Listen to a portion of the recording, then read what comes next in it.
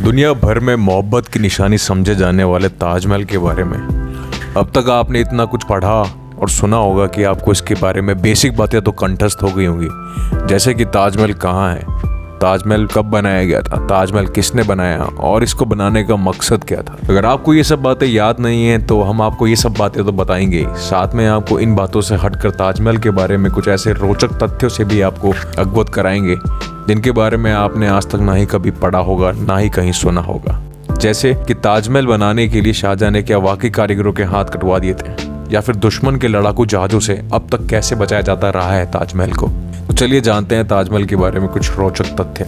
मुमताज महल के मकबरे की छत में है एक रहस्यमयी छेद। ये तो आप जानते ही होंगे कि ताजमहल के अंदर ही शाहजहां की बीवी मुमताज महल का मकबरा है। अगर आप कभी ताजमहल गए होंगे या फिर आपने ताजमहल के बारे में पढ़ा होगा तो ये आपको मालूम होगा ही कि मुमताज महल के मकबरे की छत में एक छेद है।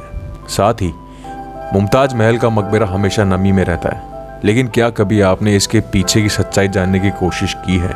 वैसे तो मुमताज महल के मकबरे के छत में छेद होने के पीछे लोग अलग अलग तर्क देते हैं, लेकिन ऐसा माना जाता है कि जब शाहजहां ने ताजमहल बनाने वाले मजदूरों के हाथ कटवाने का फरमान जारी किया तो मजदूर इससे काफी निराश हो गए और उन्होंने मकबरे को मुकम्मल करने के बजाय छत में एक छेद छोड़ दिया। माना जाता है कि इसी छत की वजह से मुमताज महल का मकबरा हमेशा पसीजता रहता है और यह हमेशा आवश्यकता से अधिक नमी बनी रहती है। वैसे तो कई इतिहासकार दावा करते हैं कि शाहजहां द्वारा कारीगरों के हाथ कटवाए जाने की बात महज एक अफवाह है, क्योंकि इतिहास में इस बात का कोई भी उल्लेख हमें नहीं मिलता है। यमुना नदी के किनारे ही क्यों है ताजमहल? वैसे तो आपने सुना ही होगा कि ताजमहल का निर्माण यमुना नदी के किनारे पर किया गया है, लेकिन क्या आपको इसके पीछे की खास वजह मालूम है? दरअसल ताजमहल का निर्माण एक बहुत बड़े चबूतरे पर किया गया है और यह चबूतरा एक बेहद ही खास किस्म की मजबूत लकड़ी पर टिका हुआ है। इस लकड़ी की खासियत यह है कि यह लकड़ी पानी सोखने की वजह से हमेशा मजबूत बनी रहती है।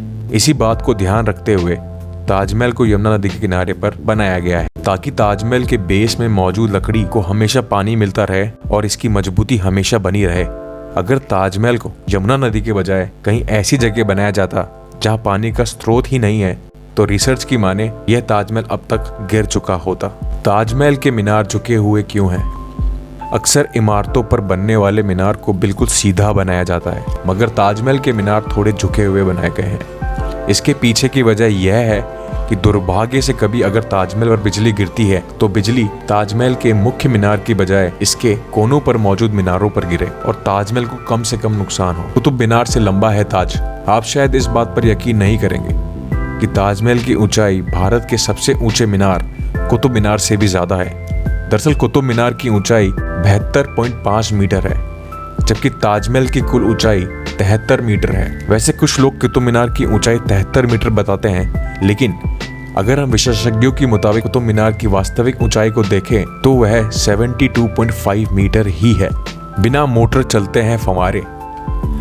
वैसे तो ताजमहल आश्चर्य से कम नहीं है, मगर इसमें लगा फव्वारा भी कम हैरान करने वाला नहीं है। दरअसल ताजमहल के सामने लगा हुआ फव्वारा बिना किसी मशीन और मोटर सिस्टम के चलता है। इसे इस तरीके से बनाया गया है कि सभी फव्वारे एक साथ चलते हैं और एक साथ ही बंद होते हैं। ताजमहल के सामने जितने भी फव्वारे लगे हुए हैं उनके नीचे एक सेपरेट टंकी दी गई है। इस टंकी में पानी भरने का सिस्टम ऐसे फिक्स किया हुआ है कि सभी टंकी एक साथ भरती है। ऐसे में एक ही समय में सभी टंकियों में बराबर प्रेशर बनता है और फिर पानी फव्वारे के रूप में ऊपर आते हैं। इसी तरह सभी फव्वारे बंद भी एक ही साथ होते हैं। दुश्मन से बचाने के लिए ढका जाता है ताजमहल। आम दिनों में दुनिया भर से लोग ताजमहल की भव्यता को देखने आते रहे हैं। प्रत्येक दिन ताजमहल को हजारों लोग देखते हैं, लेकिन कई बार ऐसा भी मौका आया है जब ताजमहल को दुनिया की नजरों से छुपाने की जरूरत पड़ी है। दरअसल दूसरे विश्व युद्ध के दौरान और 1971 के भारत पाकिस्तान के बीच हुए युद्ध में ताजमहल को पूरे तरीके से बांस और हरे रंग की चादर से ढक दिया गया था। ऐसा करने के पीछे की वजह यह थी कि कुछ लोग ऐसी आशंका जता रहे थे कि संभवतः युद्ध के दौरान ताजमहल को निशाना बनाया जा सकता है। ऐसे में दुश्मनों की नजरों से ताजमहल को बचाए रखने के लिए इसे पूरी तरीके से बांस, बल्ली और चादरों से ढक दिया गया था। हालांकि स्थिति सामान्य होने के बाद ताजमहल को जनता के लिए फिर से खोल दिया गया। ताजमहल बनाने वालों के हाथ कटवा दिए गए थे। आमतौर पर कहा जाता है कि ताजमहल बनाने वाले मुख्य कारीगर के हाथ शाहजहां ने कटवा दिए थे ताकि यह कारीगर दुनिया में कहीं फिर से ऐसी इमारत ना बना सके। जैसा कि वीडियो की शुरुआत में ही हमने बताया था कि इतिहासकारों की राय है कि यह बात महज एक अफवाह है, क्योंकि इतिहास के पन्नों में झांकने पर कहीं ऐसे तथ्य नहीं मिलते हैं जहां कारीगरों के हाथ कटवाने की बात सामने आई हो। हाथ काटने वाली बात इसलिए झूठी साबित होती है क्योंकि ताजमहल बनाने वाले मुख्य कारीगर में शामिल उस्ताद अहमद लाहौरी ने ताजमहल के बनने के बाद लाल किले के निर्माण में भी महत्वपूर्ण भूमिका निभाई थी। ऐसे में अगर शाहजहां ने कारीगरों के हाथ काट दिए होते तो फिर उस्ताद अहमद लाहौरी लाल किले के निर्माण में शामिल नहीं हो सकते थे। 28 तरह के पत्थरों से बना है ताजमहल। कहा जाता है कि ताजमहल को अंदर से नक्काशियों से सजाने के लिए इतनी कीमती पत्थरों का इस्तेमाल किया गया था जितना कि आज तक किसी दूसरी इमारत में नहीं किया गया। ताजमहल को भव्य बनाने के लिए शाहजहां ने दुनिया भर से अलग अलग देशों से 28 तरह के बेहद ही नायाब और बेहद कीमती पत्थर मंगवाए थे। ये पत्थर ऐसे थे कि हर कोई इसे देखकर आश्चर्यचकित रह जाता था। यह पत्थर ताजमहल की खूबसूरती में 4 चांद लगाते थे, मगर अंग्रेजों की काली नजर से ताजमहल के चमकने वाले पत्थर नहीं बच सके और अंग्रेजों ने सारे पत्थर को उखाड़ लिया और अपने साथ लेकर चले गए।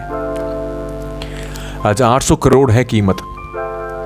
ताजमहल का निर्माण 1631 से शुरू हुआ था और 1648 में कंप्लीट हो गया था, मगर माना जाता है कि पूरे तरीके से ताजमहल को तैयार होने में 1653 तक का समय लगा, या यूं कह लीजिए कि तकरीबन 22 साल का समय लगा।